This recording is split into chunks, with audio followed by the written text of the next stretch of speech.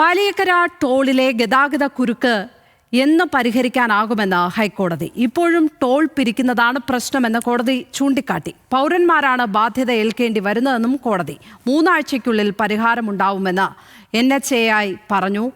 ഷപ്ന ചേരുന്നു ലീഗൽ ഡെസ്കിൽ നിന്ന്. ഷപ്ന, പാലിയേക്കരയിലെ ടോൾ പിരിവിൽ ഗതാഗത കുരുക്കിൽ കോടതിയുടെ ഇടപെടൽ ഉണ്ടാവുകയാണ്. എന്തൊക്കെ കാര്യങ്ങൾ കോടതി വ്യക്തമാക്കിയിട്ടുണ്ട്? എന്താണ് ഈ കേസിൽ സംഭവിക്കുന്നത്? ലക്ഷ്മി, പാലിയേക്കര ടോൾ പിരിവുമായി ബന്ധപ്പെട്ട് ഹൈക്കോടതിയുടെ പരിഗണനയിലുള്ള കേസ് നേരത്തെ തന്നെ കോടതി ഇതിൽ ഈ ഗതാഗത കുരുക്ക് പരിഹരിക്കണം എന്ന് NHAIയോട് നിർദ്ദേശിച്ചിരുന്നു.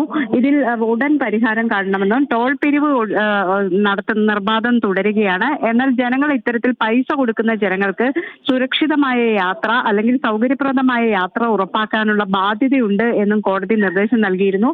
ഏതെങ്കിലും തരത്തിൽ ഇത്തരത്തിൽ NHAIയുടെ ഭാഗത്തു നിന്ന് വീഴ്ച സംഭവിച്ചാൽ ടോൾ പിരിവ് തടയും എന്ന മുന്നറിയിപ്പും കോടതി നേരത്തെ നൽകുകയും ചെയ്തു. ഇപ്പോൾ ഇന്ന് ഈ ഹർജി പരിഗണിക്കുന്ന വേളയിൽ ഗതാഗത കുരുക്ക് എങ്ങനെ പരിഹരിക്കും, എന്ന് പരിഹരിക്കും എന്നായിരുന്നു ഡിവിഷൻ ബെഞ്ചിന്റെ ചോദ്യം. 3 ആഴ്ചയ്ക്കുള്ളിൽ പരിഹാരം ഉണ്ടാക്കാം എന്ന് NHAI ഇന്നും കോടതിയെ അറിയിച്ചിട്ടുണ്ട്. ഇപ്പോഴും ടോൾ പിരിവ് നിർബാധം തുടരുകയാണ്, അതാണ് പ്രശ്നമെന്നും ഡിവിഷൻ ബെഞ്ച് ചൂണ്ടിക്കാണിച്ചിട്ടുണ്ട്.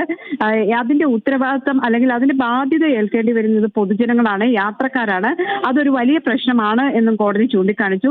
ഇതുമായി ബന്ധപ്പെട്ട് ഇടക്കാല ഉത്തരവ് ഇറക്കാം എന്നും കോടതി പറയുകയും ചെയ്തിട്ടുണ്ട്. ഹർജി പിന്നീട് പരിഗണിക്കാൻ കോടതി മാറ്റി. ഏതായാലും 3 ആഴ്ചയ്ക്കുള്ളിൽ ഇത്തരത്തിലുള്ള ഗതാഗത കുരുക്കിന് പരിഹാരം ഉണ്ടാക്കും എന്നാണ് NHAI ഇപ്പോൾ കോടതിയെ അറിയിക്കുന്നത്.